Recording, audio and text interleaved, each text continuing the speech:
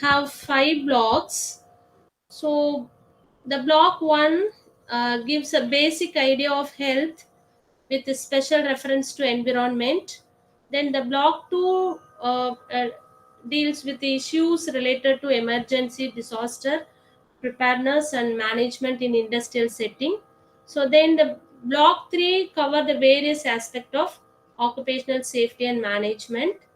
Then these 3 blocks, if we have time, so we will discuss today we will discuss these 3 blocks. So this block 1, it consists of 4 units. So the unit 1, the block 1 is basics of health. So the unit 1, in this unit we are going to discuss about the concepts of human health and well-being. So in this unit, 1 minute. Okay. So in this unit, you will learn about various dimensions of health, the principles of causation of diseases and their prevention, because the health is very important. So in this unit, so we should know what is health. Okay, so an understanding of health.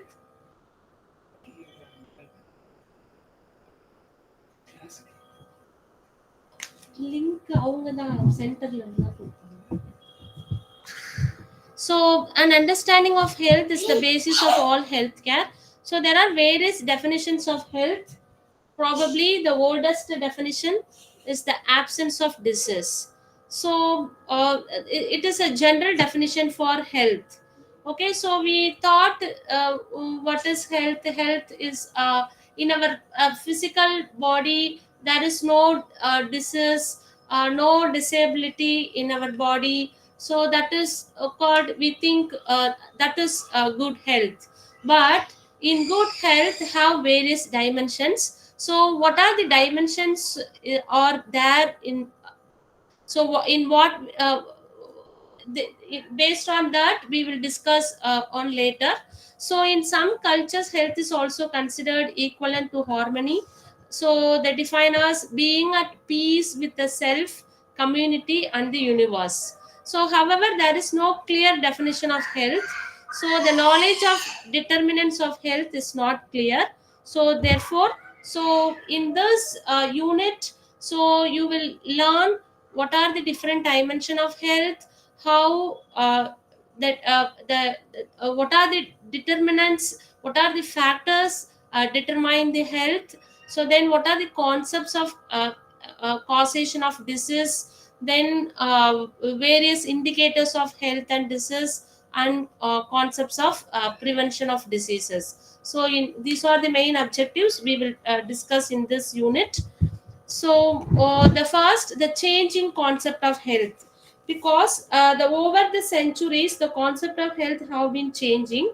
So it was earlier thought to be an individual concern, but later health for all emerged as a global goal. So for that, so these are the we will let us discuss what are the different concept of health. So the biomedical concept, ecological concept, uh, uh, psychological, that means the psychosocial concept, holistically concept. So what is biological, according to this concept, the biological concept, what is health? So in this concept, the absence of disease is health is the absence of disease. But the person does not have any disease, he is considered to be healthy. But this is not the absence of disease only. We can't say good health, because various dimensions is there, so we will discuss. So then the concept views human body as a machine. Occurrence of disease is viewed as breakdown of machine. So the biomedical concept is based on the germ theory of disease. So we know the microorganisms or causing some disease in our body.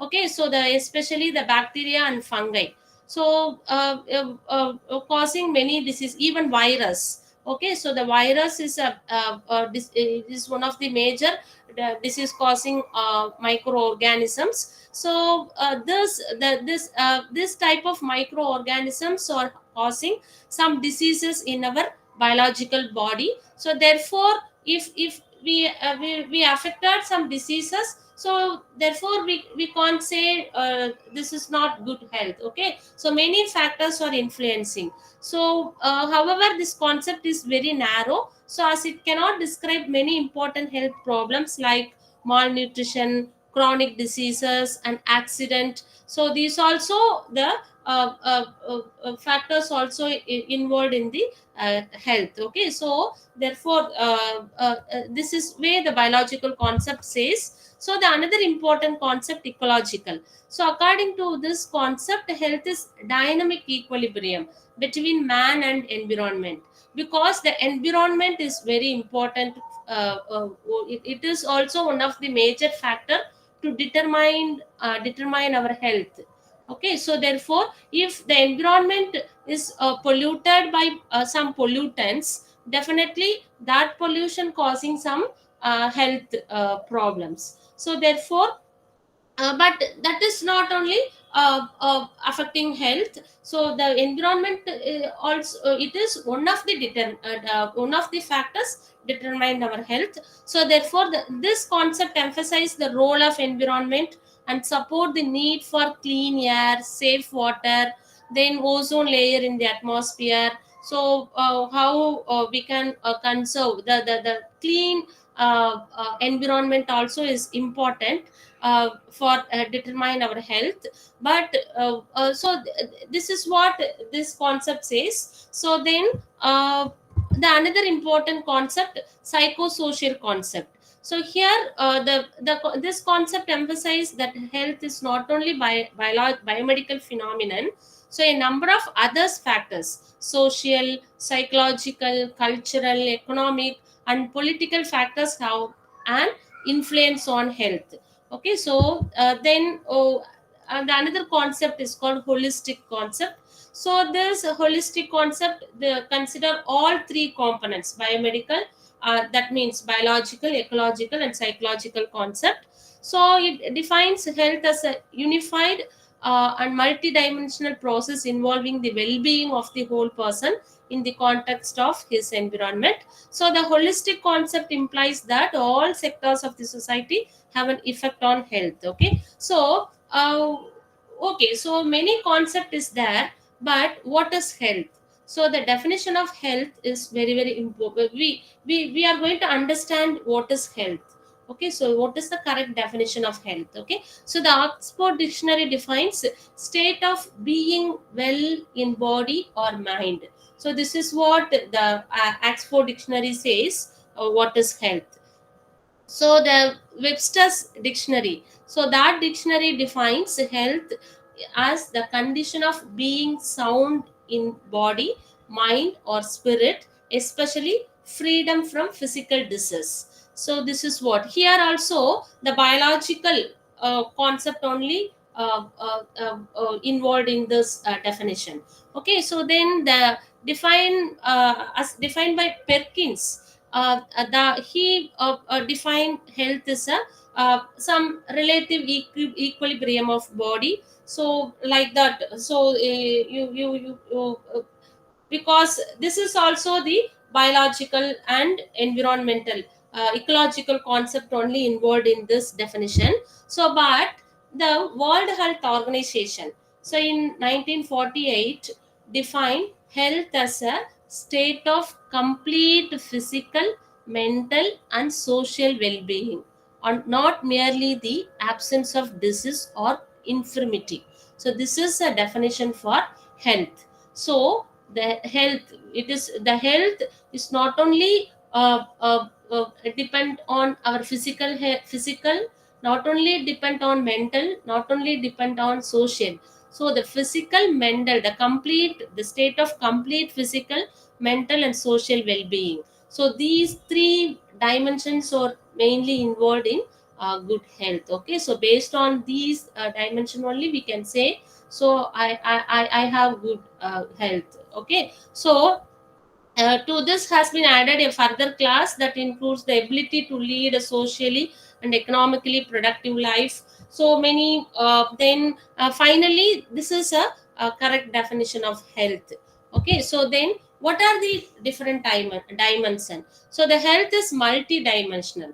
So we can't say if our physical health is okay, so therefore I am good. But not only physical health, so the mental and our social well-beings also mainly involved in our good health. Okay, so the world health definition takes into account three dimension: physical, mental and social. But recently many new dimensions like spiritual, emotional, vocational, etc. have been identified. So we will see so different dimensions of health.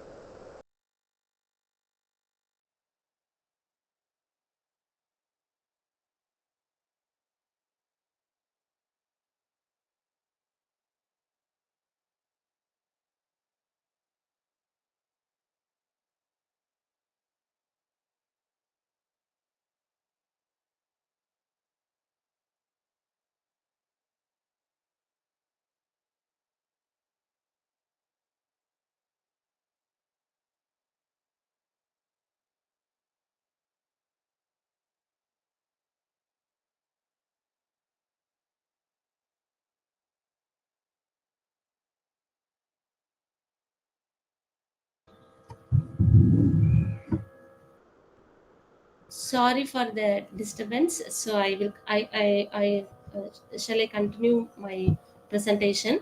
So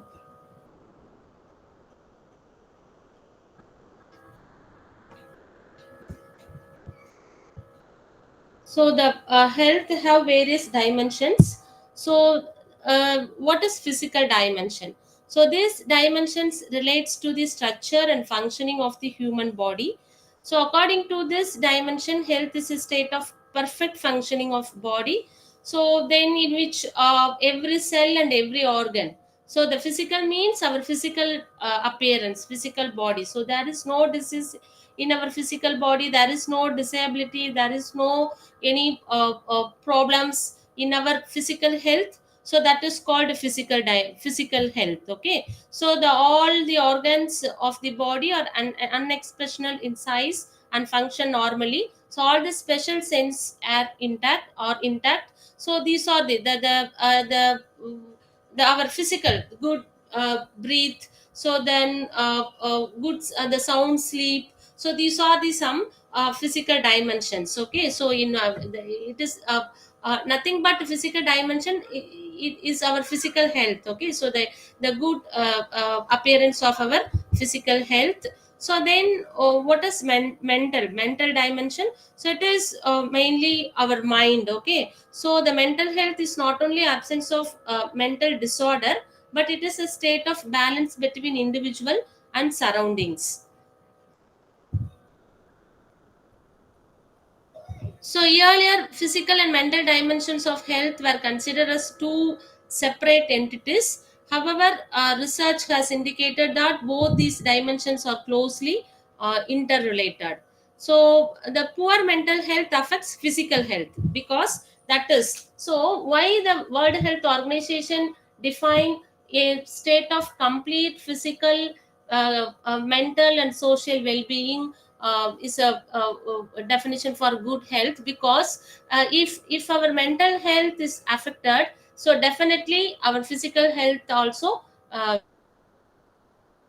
so therefore, so the poor mental health affects physical health and vice versa. So according to World Health Technical Report, the psychological factors are considered to play a major role in disorders such as hypertension, peptic ulcer and asthma. So a mentally healthy person is free from internal conflicts and external maladjustment. So he is not swayed by emotions and has good self control. So that is what we this is the mental dimension. Okay, so but the assessment of mental health is difficult, as we do not have precise tool to measure mental health unlike physical health. So we can any problem in our physical health, so my neighbors easily identify so some problem in our health. Okay, but in our mental health, so there is not identified so what problem in our mind. Okay, so therefore but it will affect our, if once the mentally we, our health also, our physical health also will affect. Okay, so then and not only the mental health, the social well-being, social, so the mental health, why the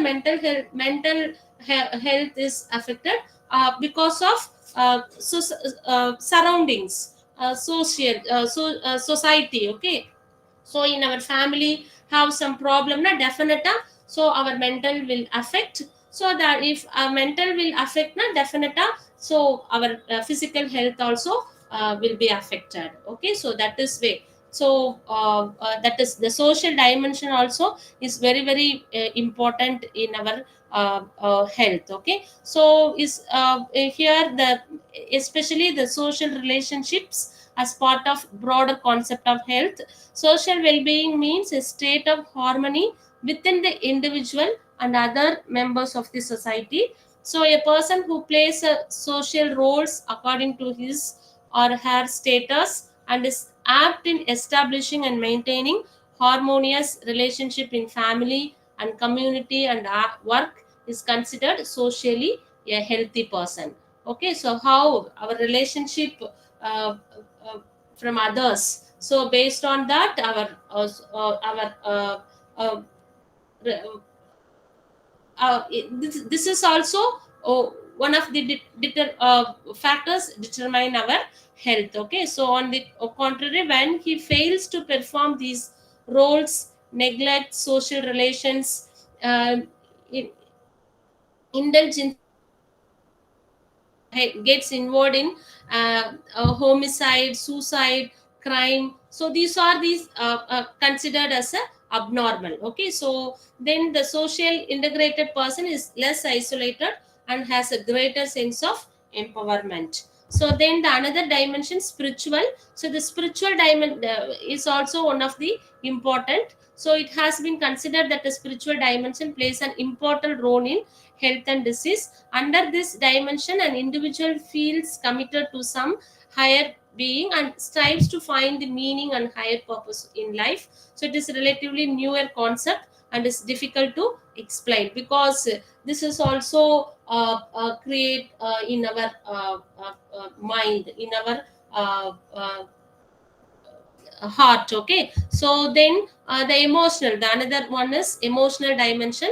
So this dimensions relates to the feelings of an individual. So earlier this dimension was considered as a element of mental dimension. Even spiritual, emotional, these also including in the mental dimension. However, it is now being seen as a separate element. So besides all these example, cultural, socio-economic, vocational, educational, so that contribute to the positive health of person. Okay, so the positive health of person is very important.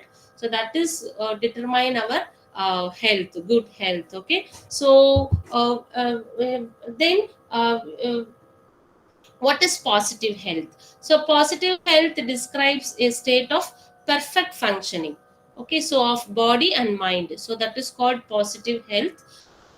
Beyond the mere absence of disease, so it is achieved by a perfect combination of optimal biological, subjective and functional components. So the positive health increase in life expectancy. So then it decreased expenditure on health better mental health, healthy aging, and better promises in case of illness, because therefore the positive health is very very important. So but nowadays the youngsters have most of the uh, uh, my persons have the negative uh, thoughts in their mind. Okay, so the positive health is very very important. Then only our life expectancy will increase, then our expenditure will decrease. So many uh, uh, things other many uh, we can save in our expenditure also through positive health. So it has been stated that perfect positive health cannot become a reality, because man will never be so perfectly adapted to this environment. That is, life will not involve struggles, failures, and sufferings. Okay, so then what are the concept of well-being? So based on the because the well-being of an individual or group has objective and subjective components. So what are the objective components? Standard of living, level of living, quality of life. So these are the main concept of the objective components of well-being. So what is standard of living?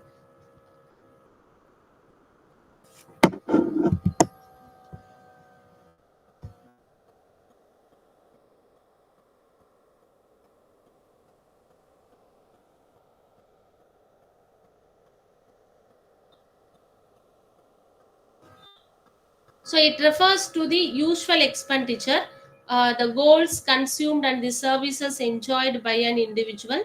So it includes the level of educational status, employment, food, clothing, and comforts available to a person. So the World Health Organization proposed that standard of living is indicated by income, income and occupation, standard of housing, sanitation and nutrition, the level of provision of health, educational, recreational, and other services. So, based on that, the World Health Organization uh, uh, uh, uh, define the standard of living. So then what are the level of living? So the nine components is there: the health, food consumption, education, occupation and working condition, housing, social security, clothing, recreation, so human right. So these are the some components involved in level of living.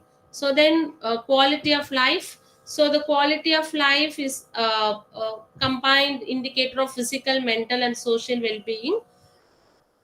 The governments all over the world are now concerned about improving quality of life of the people. So the quality of life is subject to measurement.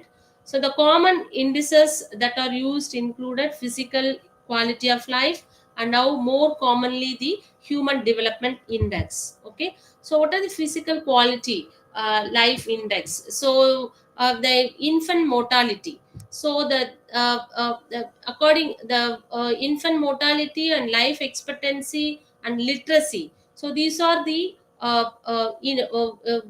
main the index, the physical quality of life index involved in including these three important components. So for each of the components, the performance of each country is scored on a scale of 0 to 100, where 0 indicates worst score and 100 represent the best score. So the PQLI does not consider the capita GNP, indicating that money is not everything, but it does not measure economic growth. Okay, so the physical quality of life index, it does not measure the economic growth, but it can, however, measure social, economic, and political policies. Okay, so the physical quality of life index score of 100 is ultimately desired objectives. Okay, so then the another index, human development index. This index is a refinement of the PQLI. Okay, so the physically quality of life index. So here it combines longevity, knowledge, income. So these three components are mainly involved in human development index. So longevity, it is measured as a life expectancy at birth. So that means in PQ LI, the infant mortality. So that is converted the longevity. So then knowledge, it is indicated by adult literacy rate and mean year of schooling. Then income also is one of the important component in the human development index. Okay, so then what are the determinants of health? So as we have seen, health is a multidimensional. A large number of factors influence health. These factors may lie within the individual or externally in the physical and social environment in which he lives. These factors interact with each other and influence the health of an individual or a group. Okay, so what are the important determinants of health? The biological determinants. These include the physical and mental traits of human beings.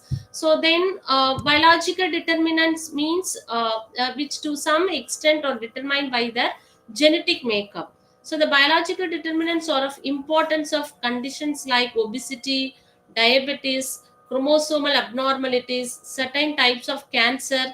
So these are the etc. In the biological determinants. So then the behavioral and social cultural determinants. So these includes lifestyle factors like diet, physical activity, smoking, or use of alcohol are some examples of behavioral determinants of health and disease. So then these are the important determinants of health. Okay, so the biological, then uh, that means the human rights, equity of social justice. So then all the health determine these all factors. Okay, so the social cultural healthcare system, age and gender. So the mainly the environment also is one of the important factor to determine our health. Okay, so the good environment also is very important. So the good occupational health, because in this paper we are going to discuss about the health and safety. So the health is depend on our environment also. So if we have poor environment, definitely we cannot our life expectancy definitely will decrease. Okay, so the good environment also is very important. So these are the factors in determine the our health. Okay, so the biological, individual behavior, environmental, social, economic, socio culture, healthcare system, our age, even gender, then science and technology, information communication. So then equity and social justice. So everything, these are the factors mainly determine our health. Okay, so what are the indicators of health? So the health indicators is a variable that reflect the state of health of the subject in a community. So a good health indicator should have the following characters. So valid, reliable, sensitive, feasible, relevant. So these are the characters or mainly the indicators of good health. Okay, so what are the uses of health indicators? So the health indicators are useful for measurement, description, and comparison of the health of the community, then identification of health needs, and based on that, planning of health programs, allocation of health resources, then measurement of performance of health interventions. So therefore the health indicators are very very important. Okay, so what are the classification of indicators? So this slide shows the uh, uh, there are various indicators. So mortality indicators, morbidity indicators, disability rates. So mortality means we know, so what is mortality? Okay, so then the death rate, then disability. So then nutritional indicators, healthcare delivery indicators, utilization rates, indicators of social and mental health. So even environmental indicators, that means the pollution, health policy indicators, indicators of quality of life. So these are the major classification of indicators. So these various types of indicators also determine our good health. Okay, so this slide shows the indicators of health. So then we are going to discuss about the concept of disease, because we know what is disease. Disease means that our the condition in which body function is impaired. Okay, so a condition in which body function is impaired, it is departure from a state of health and alteration of the human body interpreting the performance of the vital functions, so that is called disease. The condition of body or some organ of body in which its function are disturbed or endangered, so that is called also disease. But in ecological terms, disease can be defined as maladjustment of human organism to the environment. So the simplest definition of disease is opposite to health, so that is called the simple definition for disease. But how the disease enter in our body? Because of many ways, so that this is causing in our body. So what are the main concept of causation? So the supernatural causes that and that this is due to sins committed by a person. So that the karma says that this is due to sins committed by a person. So therefore the disease causing in our body. But the theory of humus means fluid. So that this is caused due to imbalance of fluids in the body. Okay, so then the germ theory, after 19th and 20th century, the Louis Pasteur, then Anthony von Leeuwenhoek. So he is a father of microbiology. So they that scientist says the germ, the microorganisms are important for causing diseases. So the role of microorganisms in our human body, the many organisms are pathogens. So pathogens means disease causing microorganisms.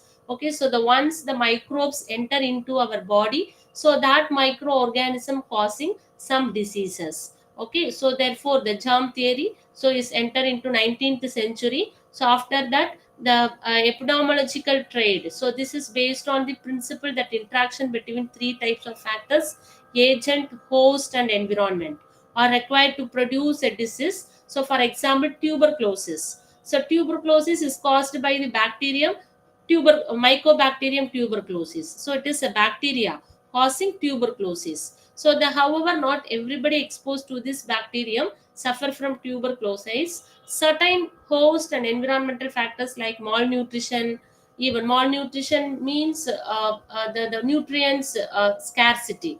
Okay, so the overcrowding etc come into play to cause tuberculosis. So the multifactorial causation. Sorry, the multifactorial causation. What are the multifactorial causation? As a result of advance in public health and emergence of non-communicable disease, single, because the disease are generally classified into communicable disease and non-communicable disease. So the most of the microorganisms are causing communicable disease. The communicable disease means the person the disease spread into the person to person.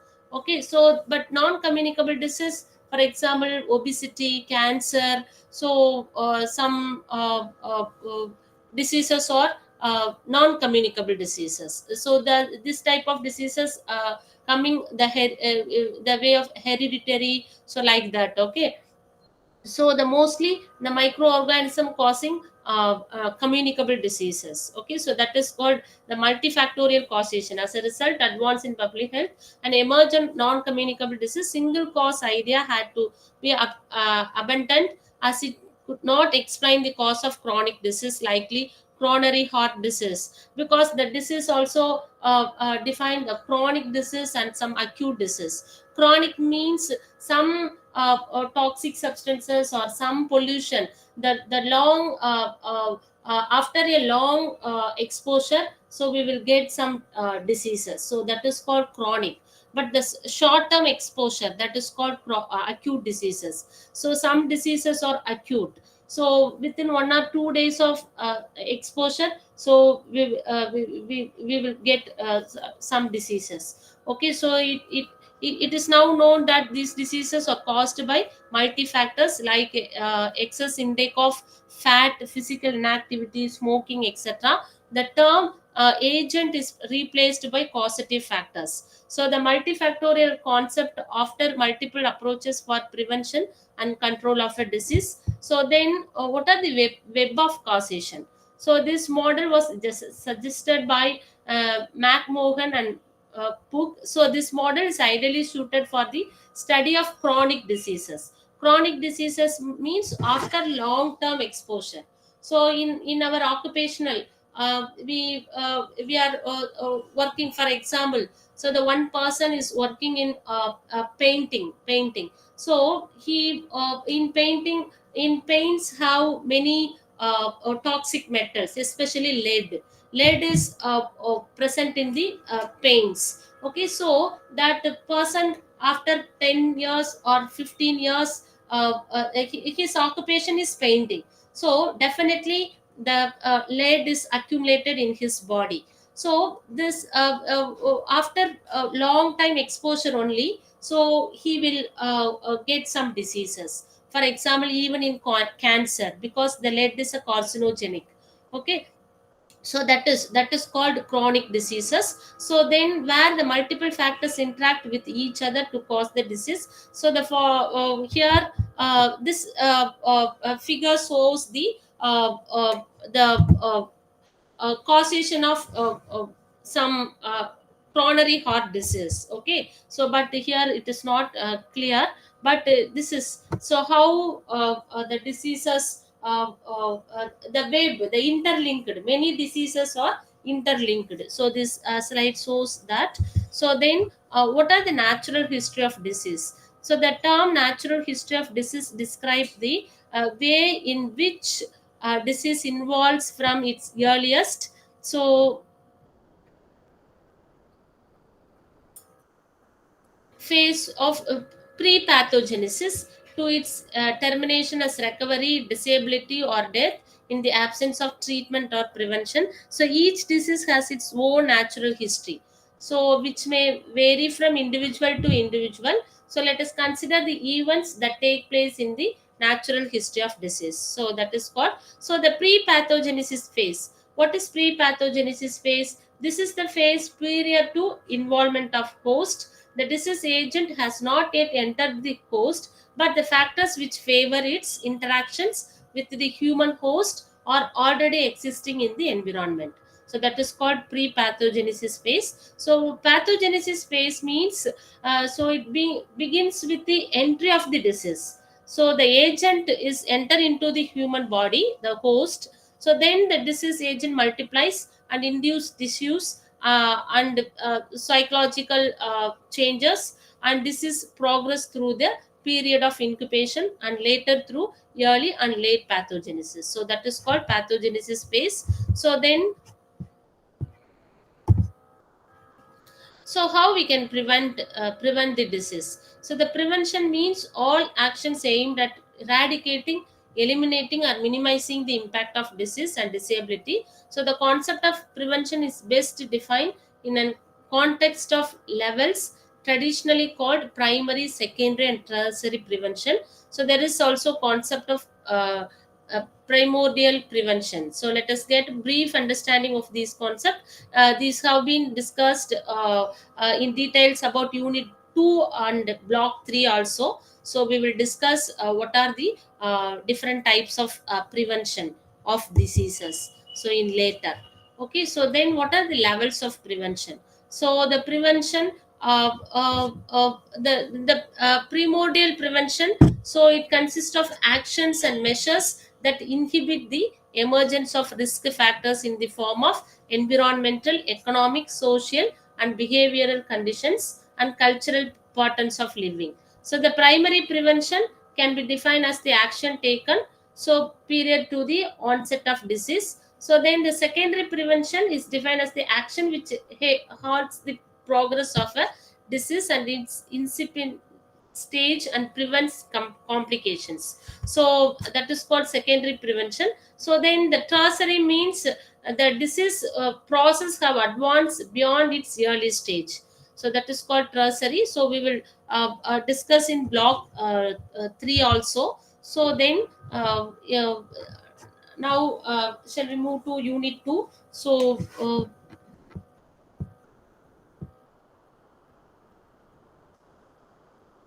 in unit 1, I think you able to understand what is health. So what are the different concept in health? So what are the factors influencing health? Especially the environment also is one of the important factors influencing our health. So not only environment, the many factors are influencing. So then how the disease is spread into the human beings. So in what these are the concept we discussed. I think you can understand what is health, what are the different concept in health.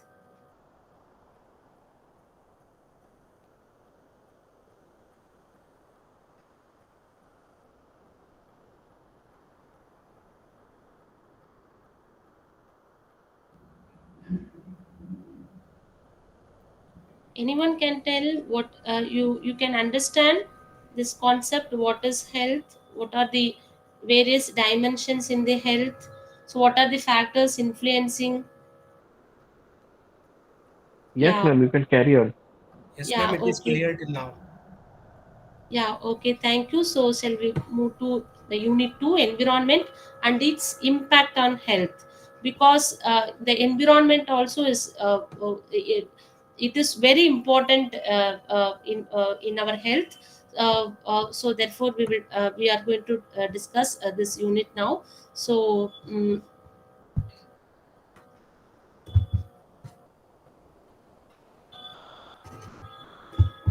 so in this unit, you will able to learn uh, the term environment.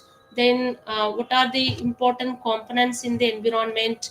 So then how influence of environment on human health? So what are the environmental hazards affecting human health? So in various environmental interventions for reducing the disease burden. So we will able to we will learn these topics in this unit. So the first thing, what are the components of environment? So everyone should know what is environment. So the environment is nothing but the interrelationship between biotic and abiotic components. So it is an environment, the relationship between biotic and abiotic components. Biotic means living organisms, abiotic means non-living organisms. So without abiotic components, without non-living things, the living organism cannot survive. Okay, so the living organism totally depend on non-living things. So this is what the interrelationship among biotic and abiotic components, it is called environment. So what are the abiotic components?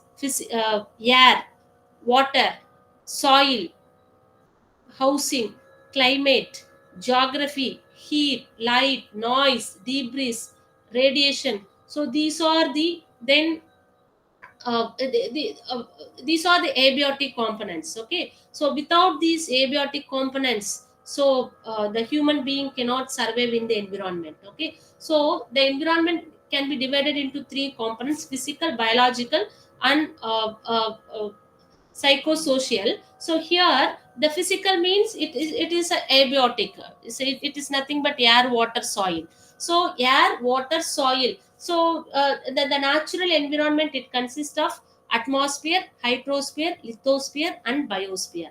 So atmosphere is abiotic, hydrosphere is abiotic, lithosphere is nothing but soil, it is also abiotic. So these three abiotic is very important for biosphere. So this is a naturally the environment consists of these four components: atmosphere, hydrosphere, lithosphere, and biosphere.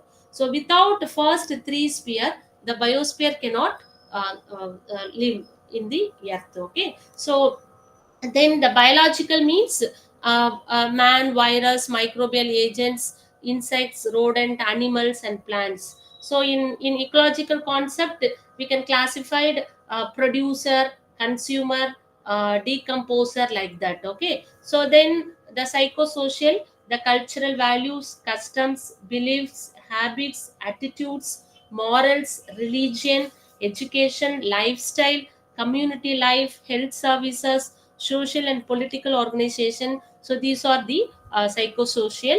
uh, then these components are closely related, so the human beings are in constant interaction with all these components of environment, so which have a bearing on health. So then in environmental health means, so in our, the individual, the human health is depend on environmental health.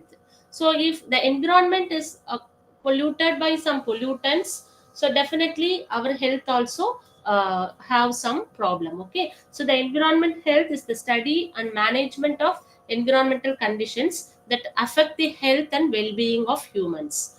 Okay, so then only we creating awareness, so kindly conserve our environment. So uh, uh, the conservation of our the environment is very important, so then only the human can survive.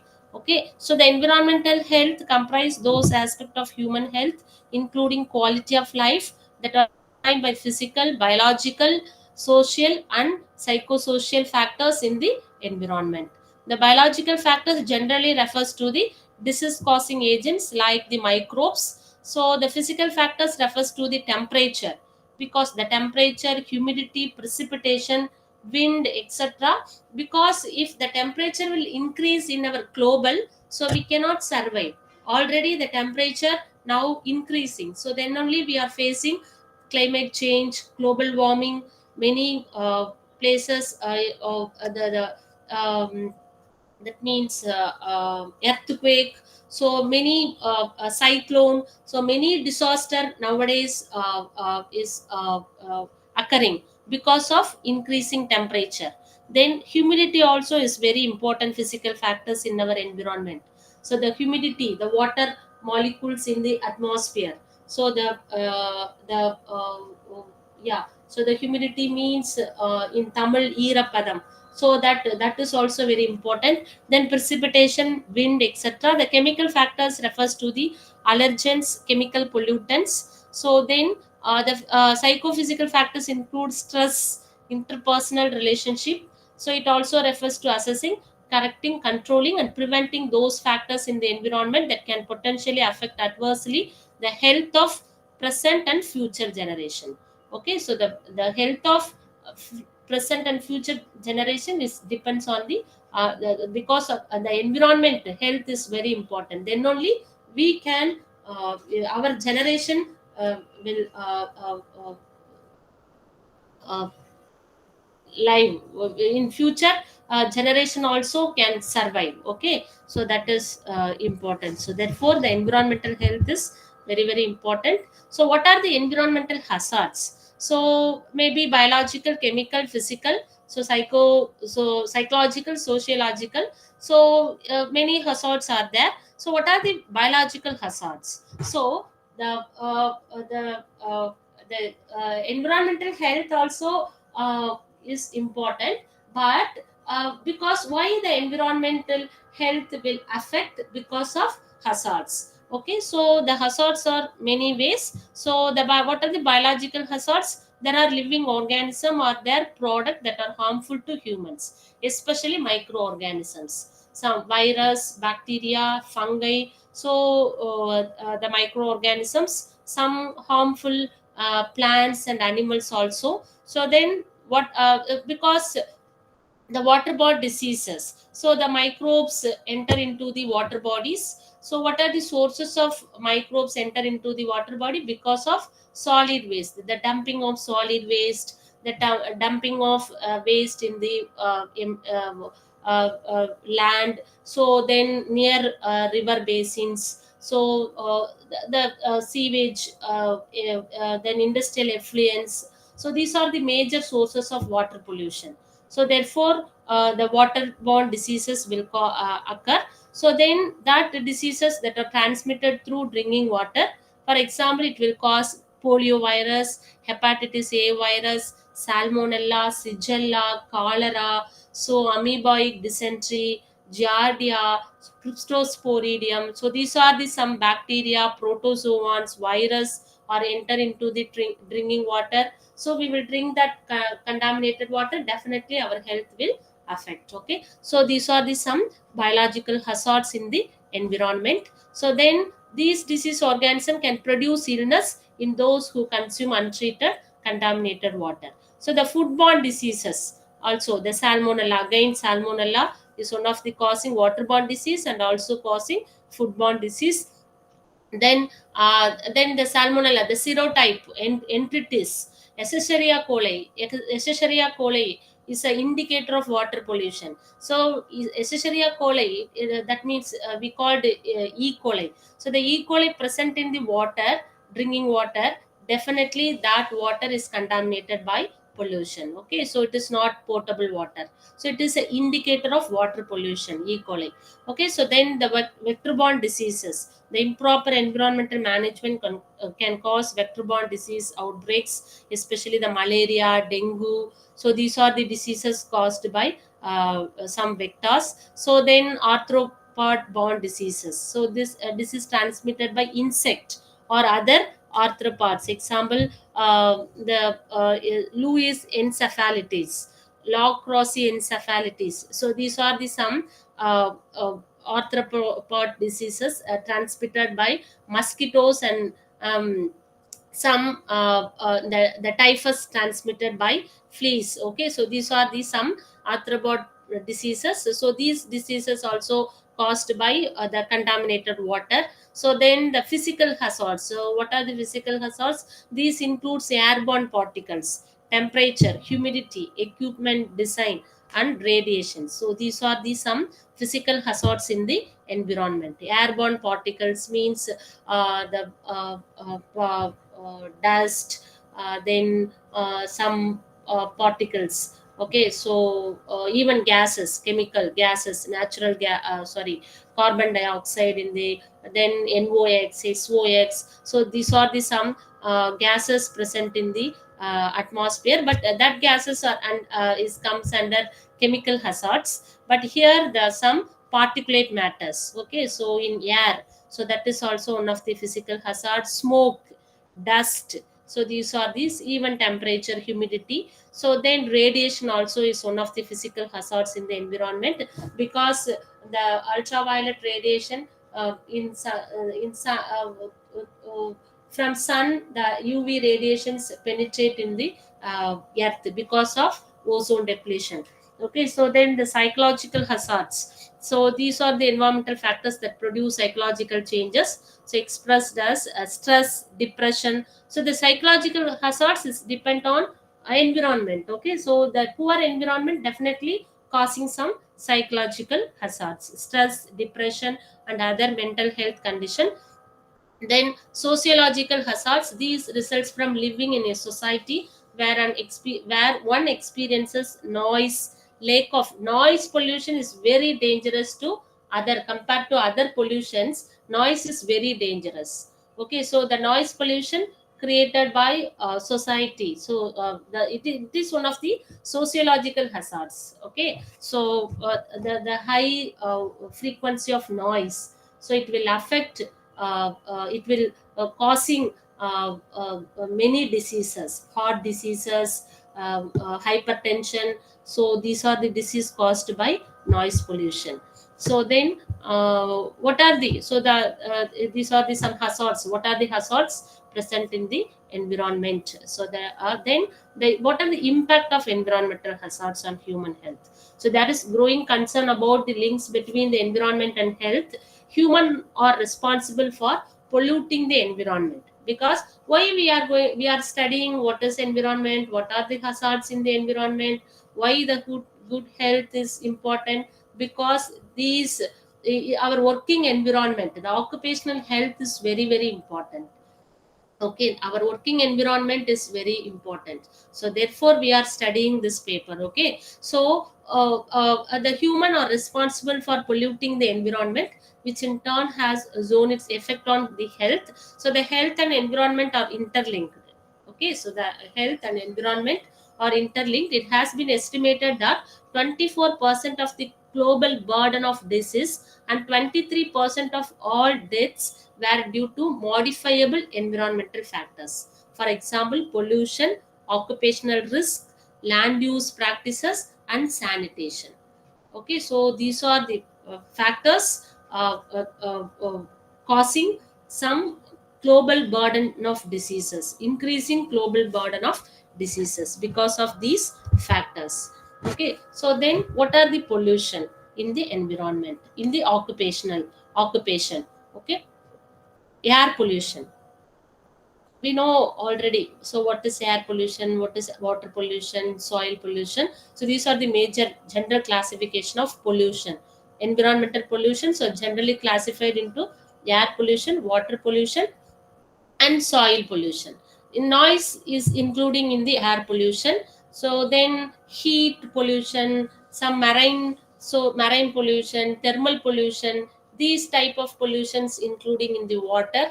So then the solid waste, so like that including in the land pollution also. So the generally the environmental pollutions are classified into air, water, and soil. So the air, water, and soil are very important in our environment. These three abiotic factors is important. Once these abiotic components are for affected, definitely our human beings will affect. Okay, so that is a main concept. Okay, so the air, water, and soil. So these three components are very very important. So these three, once these three components are uh, uh, uh, contaminated, or these three components are degraded, definitely the human being, the human life also will degrade or will affect. Okay, so therefore these three abiotic components are very very important. Okay, so the clean air is a basic requirement of human health and well-being. So according to World Health Organization, more than 2 million, 1 minute. Okay. So more than 2 million premature deaths occur each year due to air pollution. More than half of this disease burden is borne by the population of developing countries. So India is one of the developing countries. So in the more air pollution area in India, so the New Delhi is one of the major causing air pollution because of more usage of more vehicles. Okay, so the air pollution is classified into indoor air pollution and outdoor air pollution. So the indoor air pollution, it is one of the important for occupation. Okay, so we are in our working place, the indoor air pollution is a major role for affecting our health. So the more than 3 billion people worldwide continue to depend on solid fuels, including biomass fuels. The cooking and heating with solid fuel on open fires and traditional stoves result in high levels of indoor air pollution. So the indoor smoke contains pollutants, particulate matter, and carbon monoxide, which may be 20 times higher than accepted values. As per the World Health Report, indoor air pollution is responsible for 2.7% of the global burden of disease. Okay, so therefore the indoor air pollution is very important. Okay, so even the microorganisms also involved in the indoor air pollution. So then the water, the safe water also is very important. Okay, the large portion of the world population is facing water scarcity. The clean and hygiene, and the clean water is, the clean drinking water is very important. The shortage of safe water is worsening due to population growth, urbanization, and the increase in domestic and industrial water use. It has been indicated that by 2025 nearly 2 billion people will be living in countries or regions with absolute water shortage. So the water scarcity forces people to rely on unsafe source of drinking water. So the safe water is very very important. The poor water quality can increase the risk of diarrheal diseases. That means the waterborne diseases, including cholera, typhoid fever, salmonella, other gastrointestinal viruses, and dysentery. It also promotes trachoma, plaque, and typhus. So these diseases also causing poor water. Okay, so due to shortage of water, people have to store water in their homes. It can increase the risk of household water contamination. So because of water scarcity in many states in India, so in rural areas, the people storing the water for long period, so that is also causing some diseases. Okay, they provide breeding grounds for mosquitoes, which are vectors for hemorrhagic fever, then malaria and other diseases for storage of a long period. Okay, so then the sanitation also is important. It refers to adequate treatment and disposal of human excreta and sewage. So the proper the wastewater and sewage water, the solid waste disposal method is also very important. So it prevents human contact with faces and aims to protect human health by providing a clean environment that will stop the transmission of diseases. Because of open defecation, the dumping of waste in the open land, so these are these also causing transmission of disease, so especially through the fecal oral route. Okay, so because the fecal coliforms, so the E. coli, Salmonella, Klebsiella. So these are the some pathogenic microorganisms. How is enter into the water bodies because of open defecation or the fecal oral route. Okay, so the sanitation is critical for preventing many diseases, including diarrhea, intestinal worms, and trachoma that affects millions of people. Okay, so therefore the sanitation also is very important. Ensuring universal access to sanitation in household is essential in reducing disease, enhancing safety and well-being, especially for women and girls. Okay, so then as per latest estimates, globally 2.3 billion people still lack of basic sanitation. So in India, many rural areas don't have the separate toilet in their home. So then as many as 892 million people practice open defecation. So the open defecation is one of the major reason for waterborne diseases. Many transmitted diseases, causing many transmitted diseases. In India, Swachh Bharat Mission, which aims to provide access to sanitary latrines to all, is a step towards improving environmental sanitation. So then the ecosystem change, the land change, that means the land change, land use pattern. So the land use pattern also is important. So to because of the land degradation, because of land degradation, that is called land use pattern. So that is also one of the uh, uh,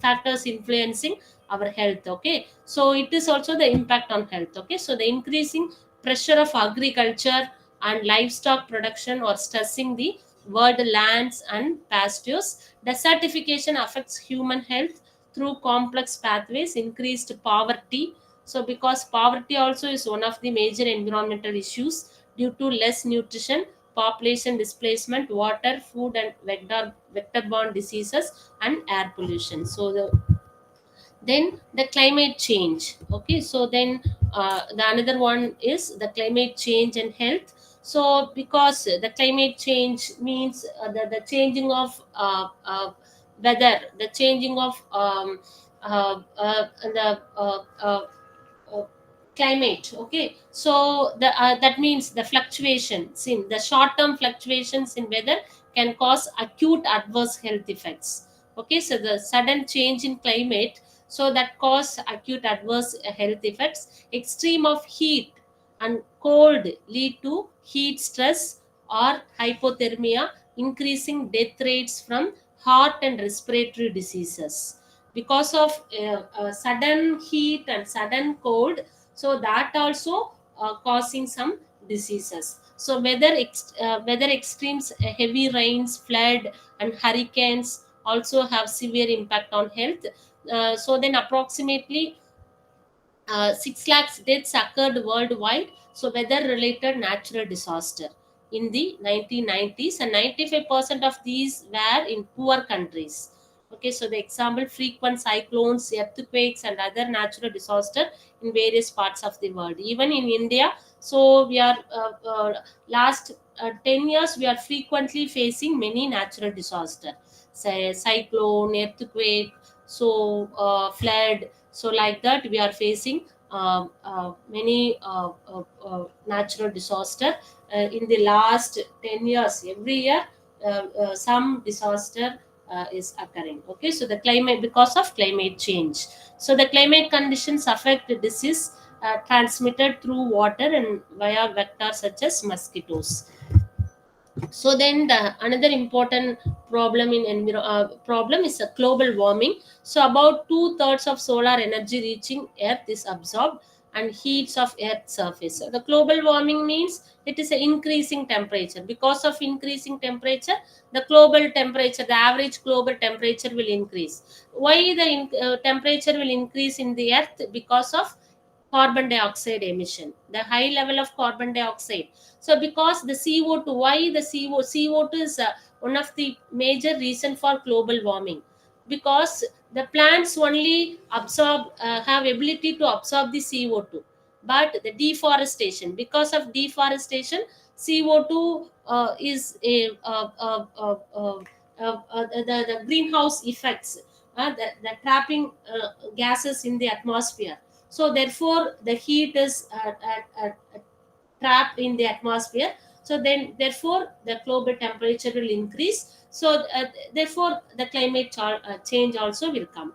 Okay, so therefore the afforestation is very important.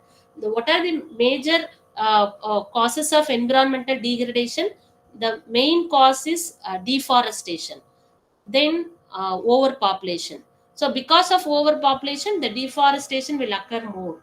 So the deforestation will occur more means definitely the CO2 level, because the plants only have absorbed the CO2.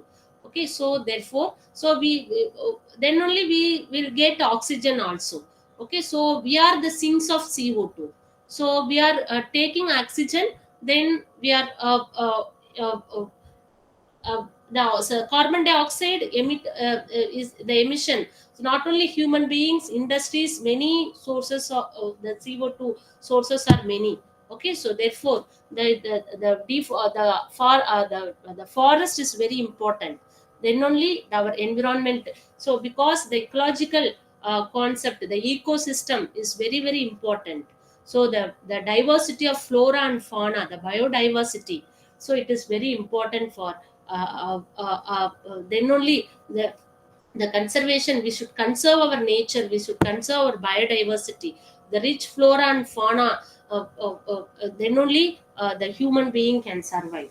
So but we are destroying our forest, the flora fauna diversity, everything.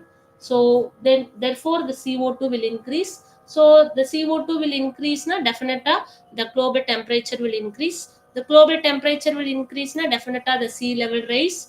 Many disaster we are facing nowadays, many the natural disaster. Okay, so therefore we the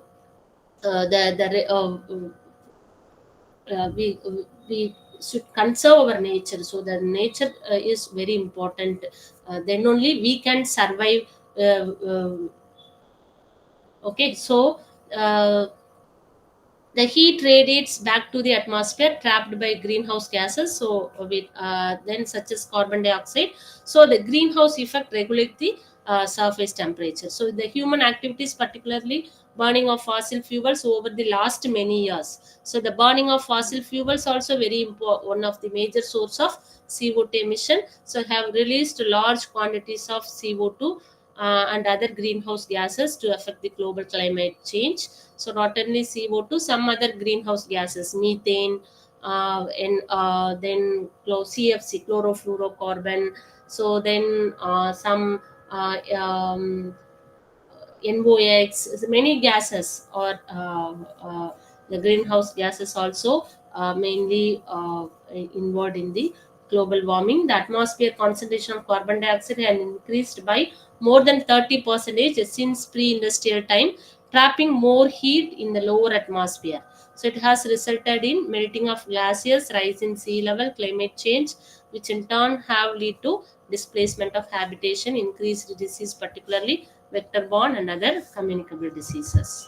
So then the noise also important hazard in the environment. The globally, some 120 million people are estimated to have disabling hearing difficulties because of noise. A large portion of the world population lives in noisy surroundings. Exposure to noise can have many health impacts.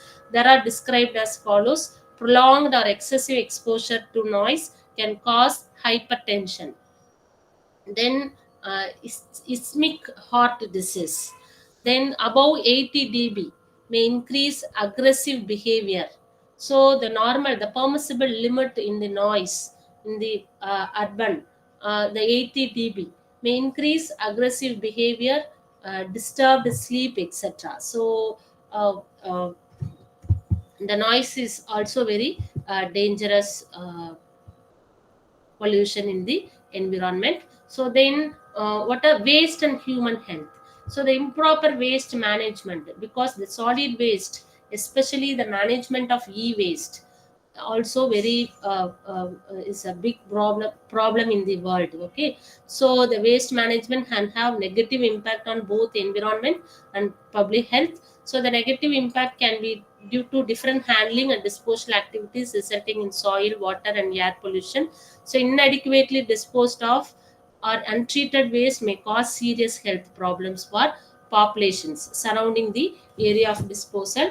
So then other nuisance caused by uncontrolled or mismanaged waste disposal, which may affect citizens negatively, include impacts at local level, such as landscape deterioration, local water and air pollution, as well as littering. So the managing waste properly and is an environmentally sound way is therefore important for health reasons.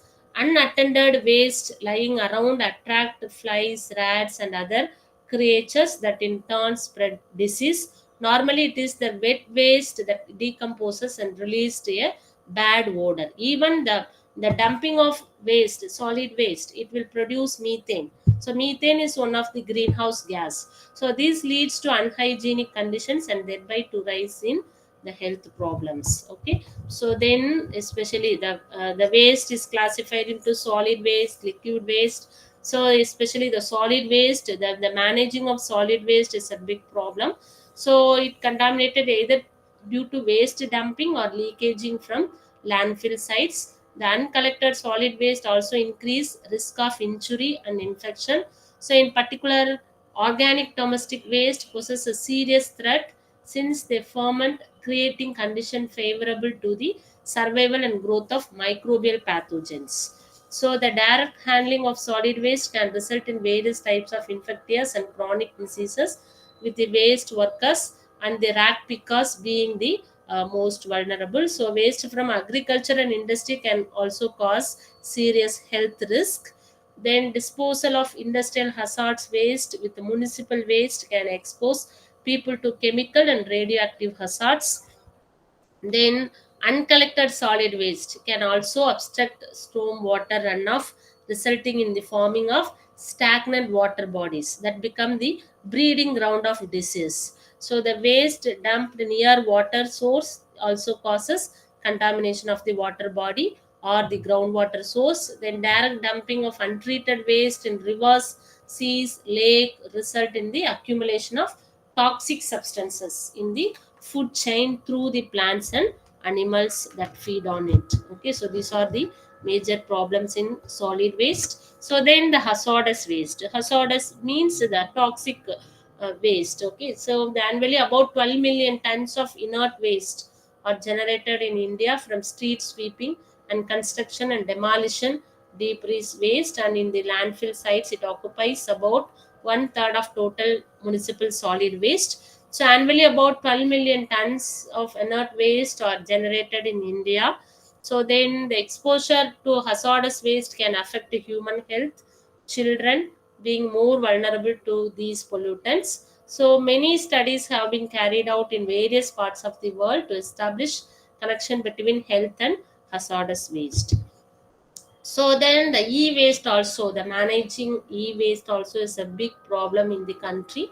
So the e-waste like the refrigerators, computers, washing machines, etc., comprises a source of variety of materials that can be recovered and brought back into the production cycle.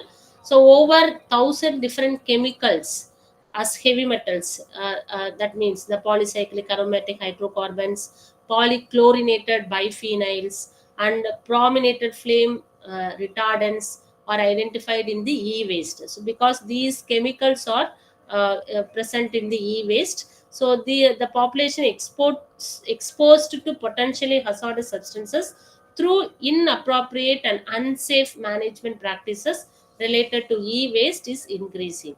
So given the pollutants involved, health effects from treatment of e-waste may include neurodevelopmental outcomes. So in recent review, so even because of e-waste in our the premature birth also occur for the dumping of e-waste, even in DNA damage and chromosomal abrasions. So these are the some health impact,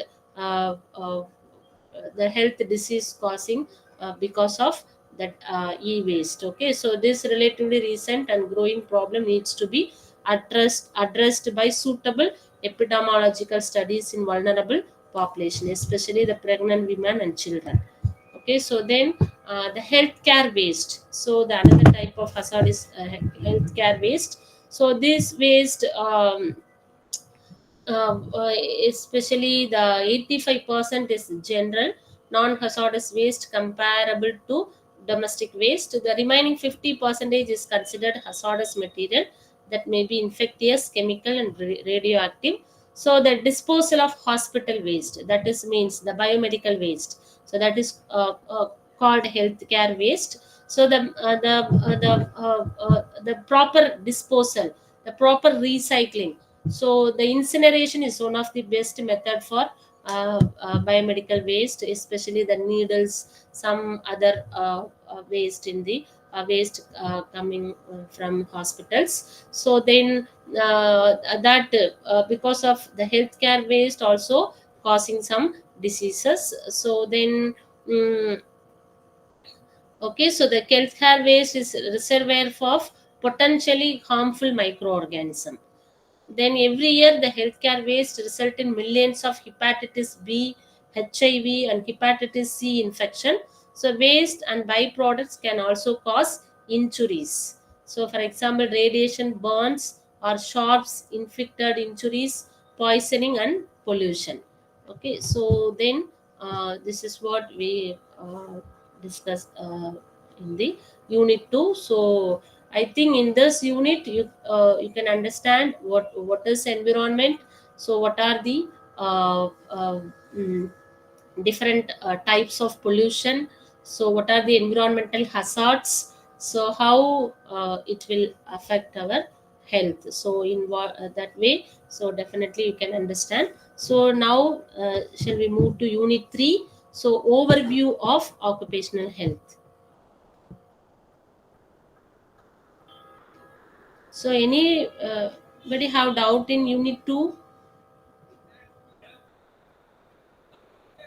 Shall we move to unit 3, overview of occupational health. Yes, ma'am. Okay. Okay, ma'am. Please continue. So then unit 3, the overview of occupational health. So in this here the basic we already discussed the basic concepts of health, and how the environmental factors have bearing on health have been dealt with in the previous units. So now we are going to discuss about the occupational health. Okay, so that is also very important. So because of that only we will discuss we discussed the health and environment. So then in this unit you will be able to understand the occupational health and some important occupational health and safety, then the principles of ergonomics and its application, then what are the types of occupational hazards, then the important occupational diseases, so then the prevention and control of occupational disease. So these are the topics we are going to discuss in this unit. So then first the concept of occupational health.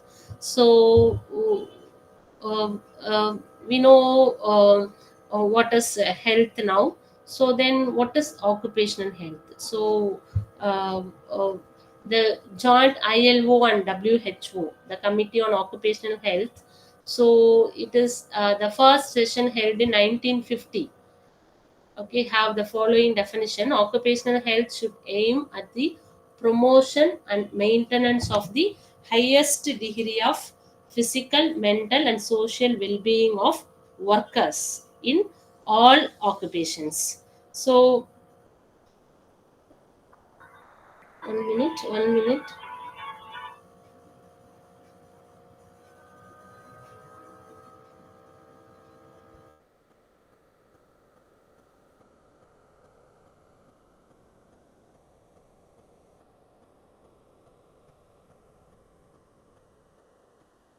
So that is the occupational health.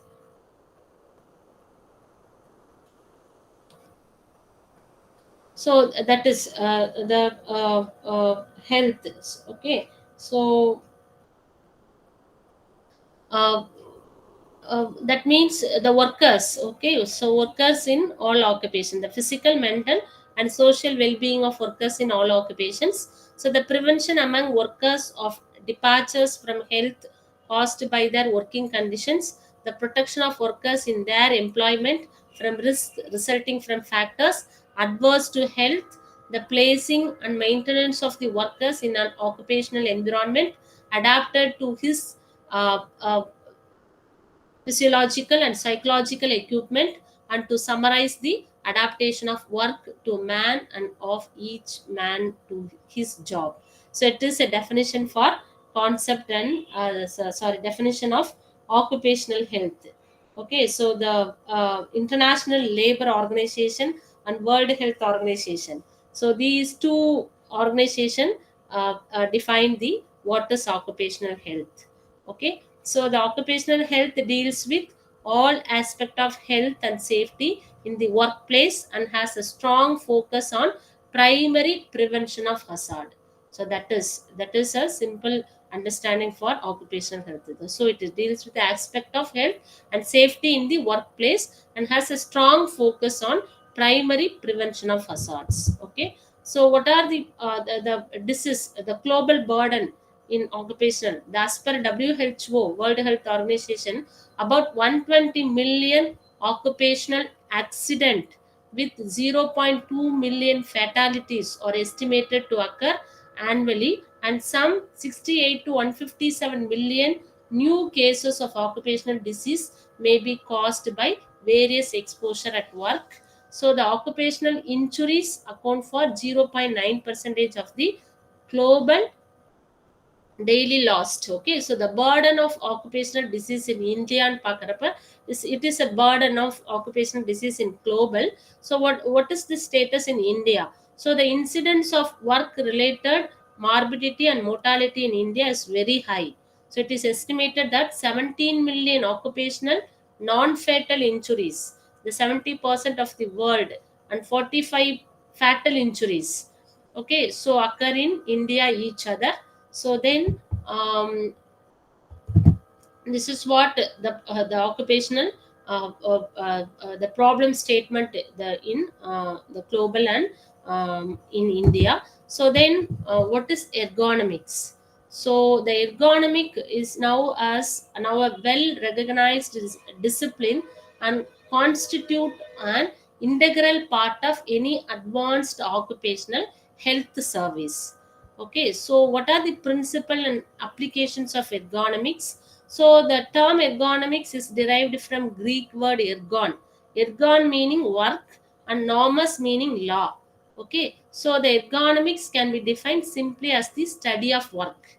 Okay, so the more specifically, ergonomics is the science of designing the job to fit the worker rather than physically forcing the worker's body to fit the job. So that is called ergonomy. That is the study of work. Okay, so it simply means fitting the job to the worker.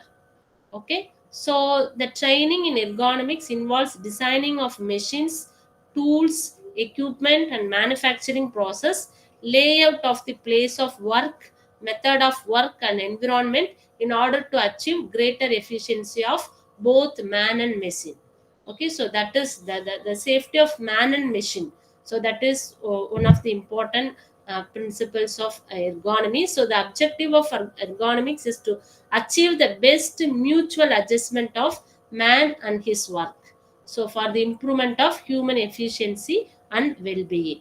Okay, so this is a main objective of ergonomics. So the application of ergonomics has made a significant contribution to reducing industrial accident and to the overall health and efficiency of the workers. So the ergonomics draw on a number of scientific disciplines, including physiology, biomechanics, psychology, anthropometry, industrial hygiene, and kinesiology.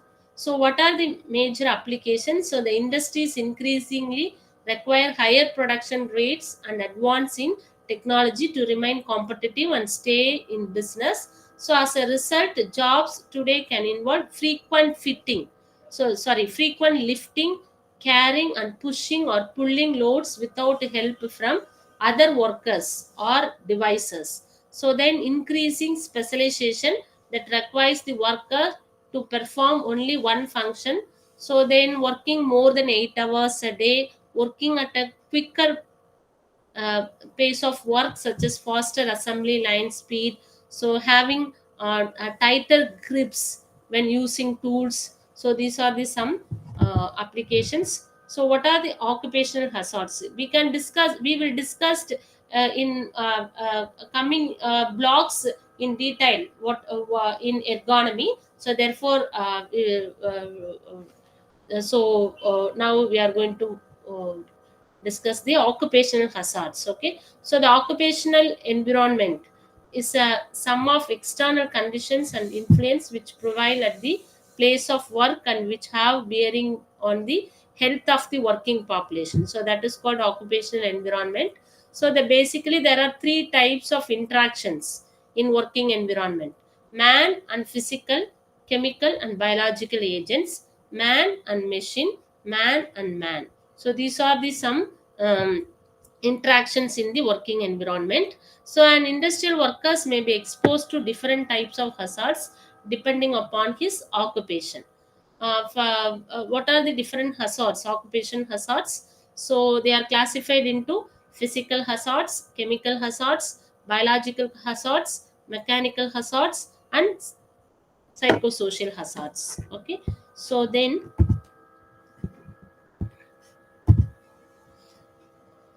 the occupational uh, okay, so these are these hazards. So we already discussed. Okay, so what are the physical hazards? So the temperature, humidity. So these are the some chemical hazards, means some toxic chemicals. Then biological hazards, some biological agents, microorganisms, some.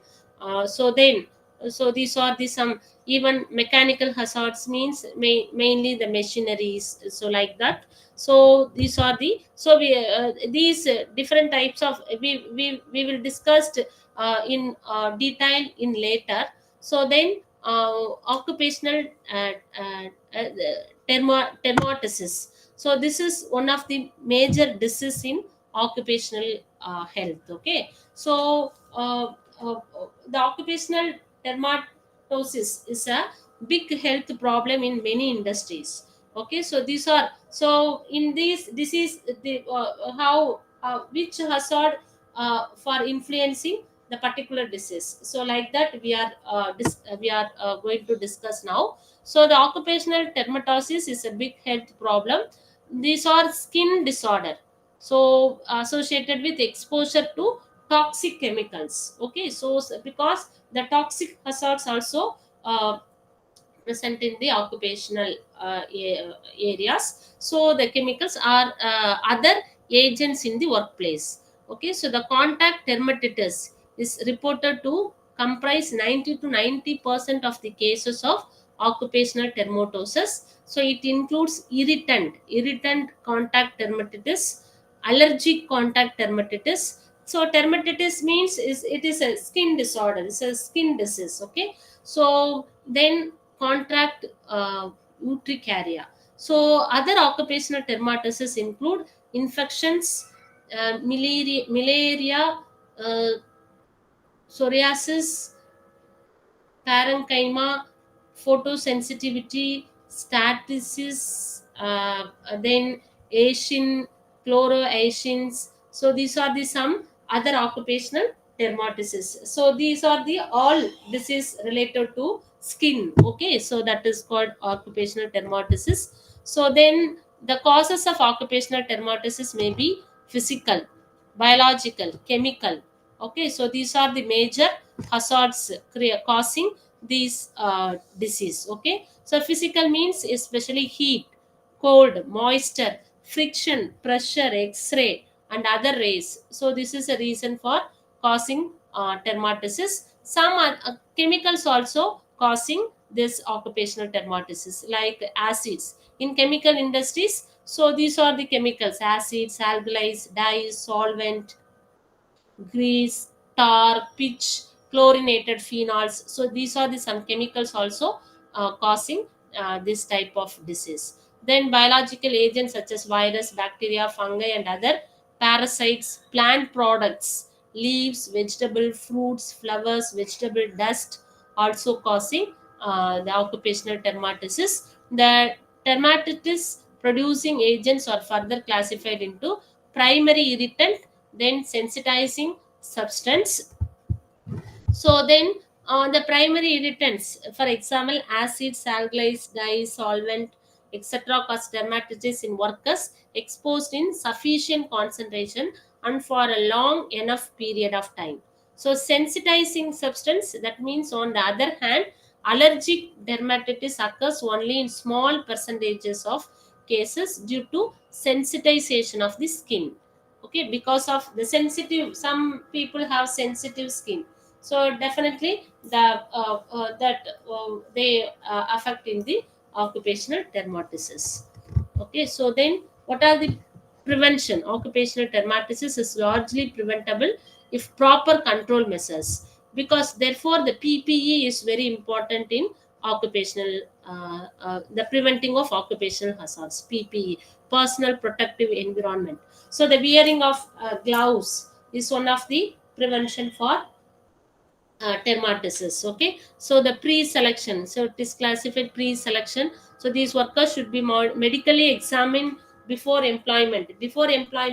So the company in any industry have the health pre-selection. So the health checkup is very important for every it is one of the main occupational safety that steps in the every industry. So therefore during pre-selection the workers should be medically examined before employment, and those with an established or suspected dermatitis or who have a known predisposition to skin disease should be kept away from the jobs involving a skin hazard, because mm, already they have that particular disease, or uh, during occupation only they will get that particular disease. So that uh,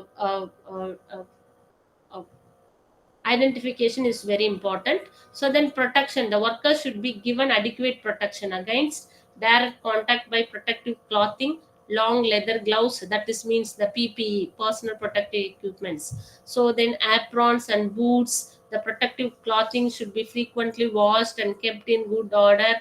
There are also what are known as barrier creams which must be used. Some so the industry providing some barrier creams also. So then there is no barrier cream so far invented which will prevent dermatitis in all occupations. So then the personal hygiene also is one of the prevention. So there should be available a plentiful supply of warm water, soap and towels. So the workers should be encouraged and educated to make frequent use of these facilities. Then adequate washing facilities in industry are statutory obligations and the under the factories act. Okay, so it is this the personal hygiene also is very important, so according to the factory act also. So then the periodic inspection, so that is very important. There should be a periodic medical checkup of all workers for early detection. So then treatment of occupational dermatitis, if necessary the affected worker may have to be transformed to a job not exposing him to risk. The worker should be educated to report any skin irritation, no matter how mild or insignificant. Okay, so these are the some preventions. So then another important disease, occupational lung disease. So first we discussed skin disease. So the another occupational disease is the lung disease. So our occupational disorder affecting the respiratory system. Okay, so the lung diseases also is one of the common occupational disease. So due to harmful exposure at workplace, including organic, inorganic dust, metals, mold, fungi.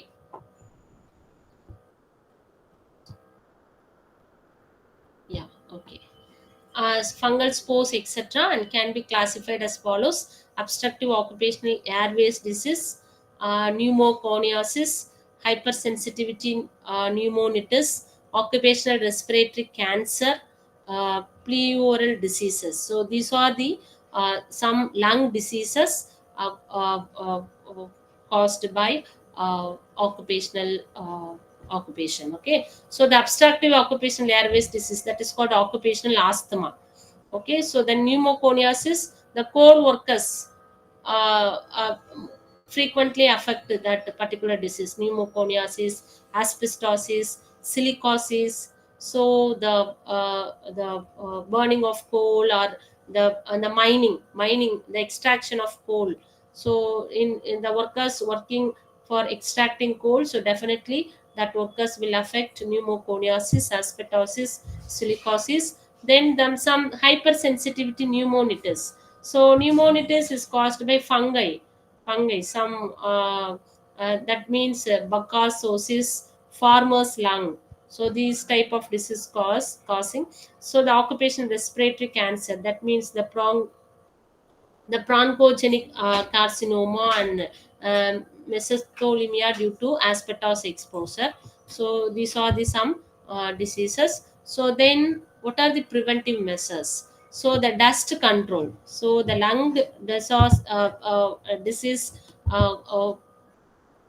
in the occupation. So definitely the dust control, personal protection, medical control and chemical control. So these are this dust control means measures the prevention and suppression of dust such as wet process, because the frequent air quality monitoring is very important in industries, any occupation. Okay, especially in industries. So the frequent air quality monitoring, so then only we can control the dust. So especially the cement industry, some other industry causing more dust particles, so like that. So the air pollution monitoring is important. Then personal protection, personal protective equipment, mask, because we can prevent the lung disorder. Definitely we are the mask, then respirators which mechanical filters or with oxygen, the quality, then the mask have different qualities. So which type of pollution we can prevent, which type of dust, so based on that we can choose the micron, that the filter, the different quality of filter in the mask. So then medical control, initial medical examination and periodical medical checkups of the workers are indicated. Then chemical control by keeping the moisture content about 20% and spraying the buckases with 2% propionic acid, a widely used fungicide. So fungicide, we can control the fungicide. So because fungus have spores, so most of the fungus have spore forming. So that spores enter into our body through nose or through skin or through mouth. So these are the mode of entry in our body.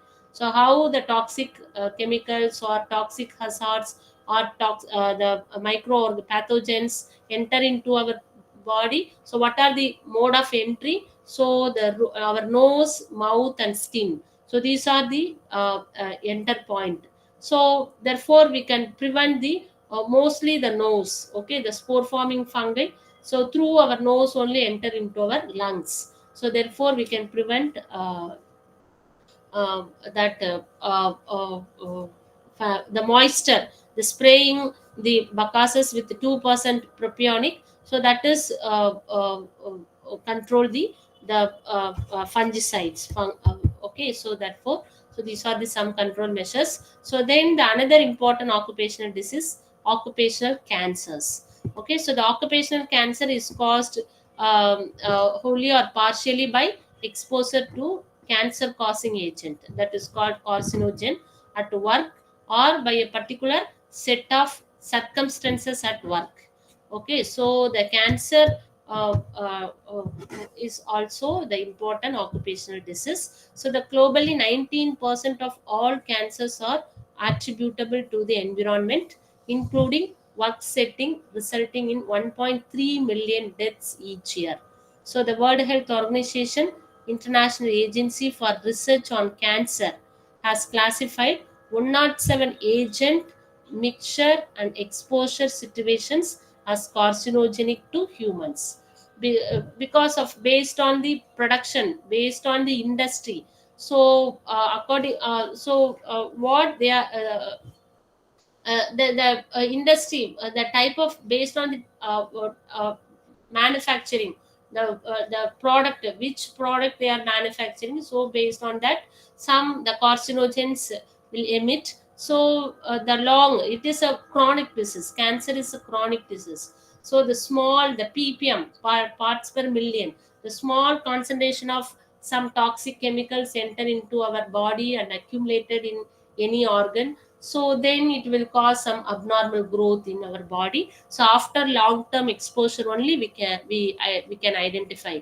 So the particular disease. Okay, so then most of the exposure risk for occupational cancer are preventable. So it is estimated that occupational cancer are a leading cause of work related death worldwide. So it is difficult to determine a true figure for occupational cancers because of the latent nature of the disease. Okay, so an individual might be exposed to cause of cancer and not develop any noticeable symptoms until many years later. So therefore that is called chronic disease. Certain characteristics common to most occupational cancers. So duration of exposure required for most occupational cancer ranges from 10 to 25 years. After continuous exposure of particular hazard, so then only after 10 years, the 10 years to 25 years, the continuous exposure of the particular hazard, so definitely it will cause cancer. So age incidence of occupational cancer is much earlier as compared to the same cancer in general population. Site of cancer or the organ involved remains fixed in a particular industry. So then the manifestations of the cancer may occur even after the persons has left that industry. So that is therefore, yeah, so because normally the person is working up to 30 years or 25 years, but after a long term exposure only we can identify. So mostly that the disease the occupational cancer can identify after retiring only. Okay, so then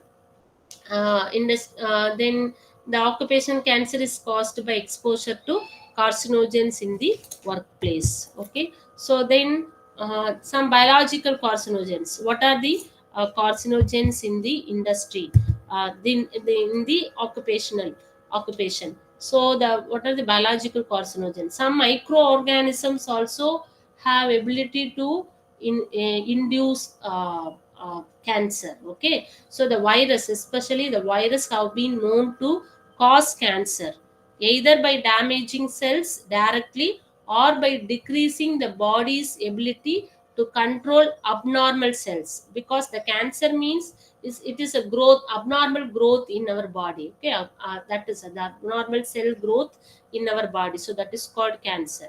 Okay, so it is either damaging cells directly, even virus can also cause the cancer. So for example, hepatitis B, HIV virus, and so on. So some chemical carcinogens. So a number of chemicals are known to be carcinogenic. These chemicals may occur naturally, such as asbestos be manufactured like vinyl chloride, or be byproduct of industrial processes. For example, polycyclic aromatic hydrocarbons. So these are the some chemicals also causing cancer. Then some physical carcinogens, agents such as ionizing and ultraviolet radiation have the potential to cause cancer. Examples of ionizing radiation include x-rays and alpha, beta, and gamma radiation. UV radiation can be divided into number of bands such as UVB and UVC. These two UV rays are very dangerous, so some of which are known to cause skin cancer. Then, what are the prevention and control of occupational diseases? In some regions, only 5 to 10% of workers in developing countries and 20 to 50% of workers in industrialized countries have access to occupational health services in spite of an evident need virtually at each place of work. So, the need for occupational health services is particularly acute in the developing and newly industrialized countries. Furthermore, approximately 8 out of 10 of the world workers live in these countries. So, such services is if organized appropriately and effectively for all workers contribute positively not only to workers' health but also to overall socio-economic development, productivity, environmental health, and well-being of countries, communities, families, and dependents. So, also the control of necessary cost from sickness, absenteeism, and work disability, as well as cost of health care and social security, can be effectively managed with the help of occupational health. Okay, so then these are the some measures, medical measures, engineering measures, and legislative measures are there. So then the global strategy on occupational health for all. The global strategy on occupational health for all present a short situation analysis by using available occupational health indicators, identifies the most evident need for the development of occupational health and safety, including the priority areas at both national and international levels. So, the World Health Organization Workers' Health Program. So, they proposed the 10 priority. Okay, so what are they proposed the different priorities, totally the 10. The strengthening of international and national policies for health at work and developing the necessary policy tools, development of healthy work environment, development of healthy work practice and promotion of health at work. So strengthening of occupational health services, OHS. So in every industry have this OHS. So the establishment of support service for occupational health, development of occupational health standard based on scientific risk assessment. So like that, the World Health Organization uh, proposed the different strategy. Okay, so that's right. So I think you understand the understood the what are the occupational hazards and occupational diseases. Okay, so now we are going to discuss about the unit 4, burden of disease and plan of action for environmental and occupational health. So in this unit, so we are going to learn about the concept and importance of occupational environment, then burden of disease in relation to environment and occupational health, then high burden and emerging occupational diseases, then the plan of action to reduce burden of diseases. Okay, so then here, so again the term occupational environment so means all conditions that prevails at workplace and which have bearing effect on the worker, so that is called occupational environment. So last unit we discussed occupational health. Okay, so here the occupational environment, so there is a continuous two-way interactions between the worker and physical and psychological environment at workplace. So the work environment may affect the health of the worker either in a positive or negative direction. So on the other hand, the well-being of the worker influences the productivity and quality of work. So a healthy, motivated workforce is the key for sustainable development of a society. Okay, so the usually we see three types of interactions. So already we I told, so the man and different physical, chemical, and biological, man and machine, man and man. Okay, so the man and physical, chemical, biological agents. So these includes excessive levels of noise, vibration, dust, temperature, ionizing and non-ionizing radiation. So the chemical agents. Okay. A large number of chemicals are associated with occupational disease. Chemicals usually enter our body via inhalation, ingestion, thermal contact. So, inhalations and thermal exposure represent the main pathways of exposure to hazardous substances at work. So, the biological agents causing occupational disease of the respiratory tract and skin. Okay, so already I told. So, what are the entry route, the route of entry of the toxic or biological substances? So, mostly the biological substances, how it will enter in our body through nose or mouth. So, these diseases are common mostly among agricultural workers. So, the agent causing zoonosis and other infectious diseases that could be spread by tick or insect vectors. Zoonosis are a group of diseases which are transmitted from the animal to man. Okay, so that is called man and physical, chemical, and biological. So now the man and machine. Can you think of any activity where machines are not involved? So that is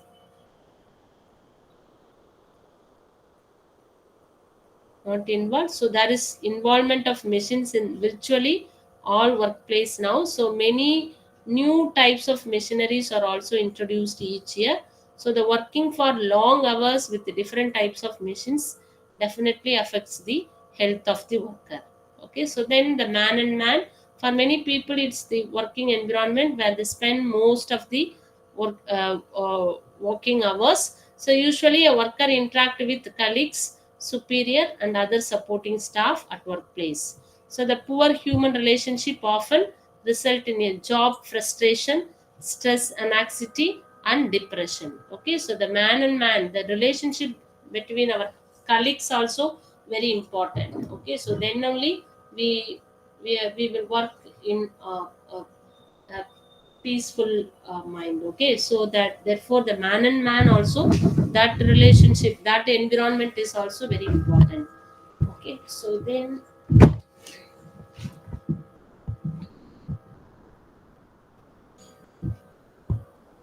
so that burden of occupational and environmental disease. The occupational disease, that is a group of disease having a specific or strong relation to occupation, generally with only one recognized causal agent. So the work-related disease, the group of disease with multiple causal agents, where factors in work environment may play a role together with other risk factors in the development of such disease. Occupational injury. So these are the some terminology. What is occupational disease? What is work-related disease? What is occupational injury? What is occupational accident? So these definitions are very important. So occupational disease means the group of disease having a specific or strong relation to occupation, generally with only one recognized causal agent. So that is called occupational disease. Work related disease means the group of disease with multiple causal agent. Okay, so the occupational disease means that it is recognized only one causal agent. Okay, so where fact in work related disease that have multiple causal agents, where factors in the work environment may play a role together with other risk factor in the development of such disease. What is occupational injury? So, any injury, disease, or death resulting from an occupational accident. So, what is occupational accident?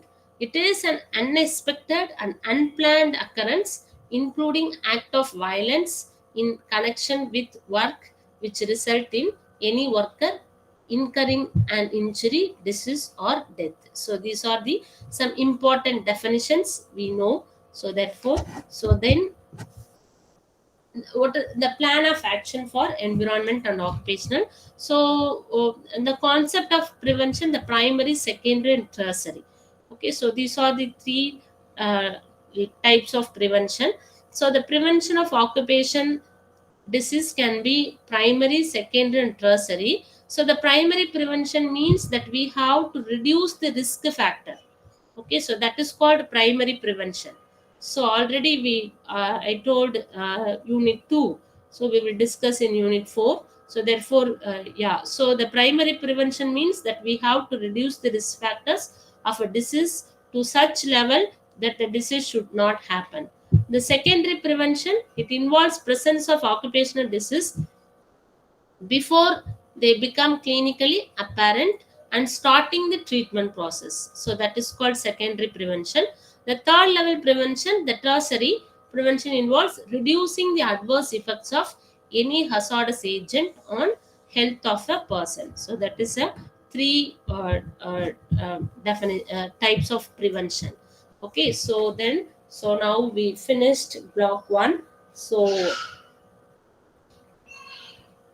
in block 1 we discussed what is health, so what are the various dimension, then what is environment, so what are the environmental hazards, so then what is occupational health, so what are the occupational diseases, so then occupational environment, so then what are the different the concept of prevention. So we discussed, I think you understood everything.